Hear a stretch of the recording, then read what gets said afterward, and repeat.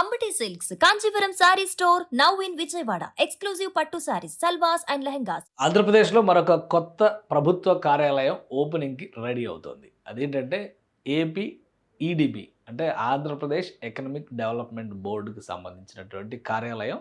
దీన్ని ఏర్పాటు చేసేటువంటి కసరత్తు శరవేగంగా సాగుతుంది. బహుశా మరికొద్ది రోజుల్లో దీన్ని ప్రారంభించొచ్చు. ఇది అందరికీ తెలిసిందే ఇది. మయూరి టెక్ పార్క్ ఇక్కడే రతన్ టాటా ఇన్నోవేషన్ హబ్‌ని ప్రారంభించారు కొన్నాళ్ళ కిందట. సో, అది ఆపరేషన్స్ నిర్వహిస్తుంది ఇక్కడ 4థ్ ఫ్లోర్‌లో.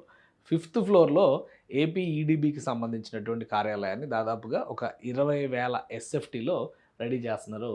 ఇది దానికి సంబంధించినటువంటి లుక్ మొత్తం అంతా కూడా మోడర్న్ ఫర్నిషింగ్స్. అంటే ఏపీ ఈడీబీ గురించి తెలుసు. గతంలో 2014, 2019 మధ్య ఏపీ ఈడీబీ కంప్లీట్‌గా హైదరాబాద్‌లో లేక్ వ్యూ గెస్ట్ హౌస్ నుంచే ఆపరేషన్స్ చేసింది. ఎందుకంటే అప్పుడప్పుడే ఆంధ్రప్రదేశ్ విభజించిన తర్వాత రాజధాని డెవలప్‌మెంట్ ప్రాసెస్ జరుగుతుండడం, ఇన్వెస్ట్‌మెంట్స్ చూసేటువంటి ప్రధానమైనటువంటి బాధ్యత, రాష్ట్రానికి ఇన్వెస్టర్స్‌ని తీసుకొచ్చేటువంటి బాధ్యత ఈ సంస్థకి అప్పగించారు.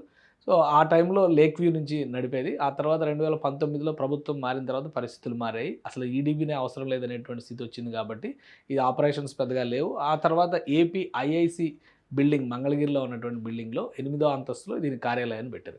ఈ మధ్యనే ఒక జీవో ఇచ్చి అంటే రతన్ టాటా ఇన్నోవేషన్ హబ్ ఏర్పాటు చేసిన తర్వాత కొన్ని ప్రభుత్వ కార్యాలయాన్ని ఇక్కడికి తీసుకురావాలి. ఈ మయూరి టెక్ పార్క్‌లోకి షిఫ్ట్ చేయాలని చెప్పి అందులో ఈడీబీ ఒకటి, అలానే మైన్స్ అండ్ జియాలజీ డిపార్ట్మెంట్‌కి సంబంధించినటువంటి విభాగం అది కూడా ఒక 25,000 ఎస్ఎఫ్టీలో ఇక్కడ ఏర్పాటు చేస్తారనమాట. ఇక్కడ మాత్రం ఈడీబీకి సంబంధించి ఇది ఇన్ఫ్రాస్ట్రక్చర్. ఆల్రెడీ దీనికి సంబంధించినటువంటి జీవో కూడా గతంలోనే రాష్ట్ర ప్రభుత్వం రిలీజ్ చేసింది. ఈ జీవో ప్రకారం కూడా షిఫ్టింగ్‌కి పర్మిషన్స్ ఇచ్చేసిందనమాట. అంటే గత ఆగస్టులోనే పర్మిషన్స్ ఇచ్చేసింది. 6 నెలల్లోపు ఈ పనులన్నీ కంప్లీట్ చేసుకోవాలని. అలానే ఈడీబీకి ఇచ్చినటువంటి ప్రధానమైనటువంటి బాధ్యత ఏంటంటే రాష్ట్రంలో ఉన్నటువంటి పెట్టుబడులకు అవకాశం ఉన్నటువంటి మార్గాలు, ఇక్కడ ఉన్నటువంటి వనరులు, సహజ వనరుల దగ్గర నుంచి సంస్కృతి, చరిత్ర, వారసత్వం, మనకు ప్రత్యేకంగా నిలిచేటువంటి ఉత్పత్తులు వీటన్నిటిని షోకేస్ చేయడం, దానికి తగినటువంటి పెట్టుబడిదారులని, సంస్థల్ని ఆంధ్రప్రదేశ్‌కి ఆహ్వానించడం, రాష్ట్రంలోని అన్ని జిల్లాల్లో కూడా ఆయా సంస్థలకి అనువైనటువంటి ప్రదేశాలను చూపించి ఏపీ ఐఐసీతో కోఆర్డినేషన్ చేసుకోవడం ద్వారా ల్యాండ్ అలాట్మెంట్స్, ఇన్వెస్ట్మెంట్స్ తీసుకురావడం. ఇది దీని మేజర్ పర్పస్ అనమాట.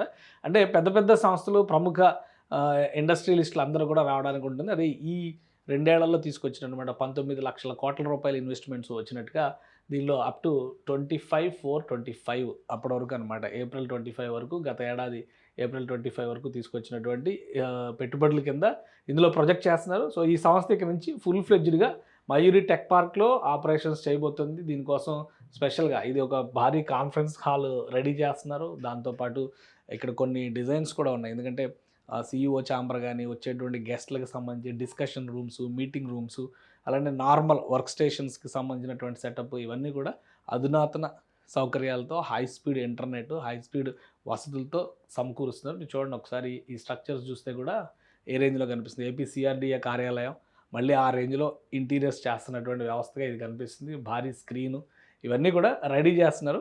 బహుశా ఈ నెలాఖరికి లేదా ఏప్రిల్ మొదటి 2 వారాల్లో ఇక్కడ ప్రారంభోత్సవం జరిగేటువంటి అవకాశం ఉంది. ఇక నుంచి AP EDB address care of Mayuri tech park అయ్యేటువంటి ఛాన్సెస్ కనిపిస్తున్నాయి.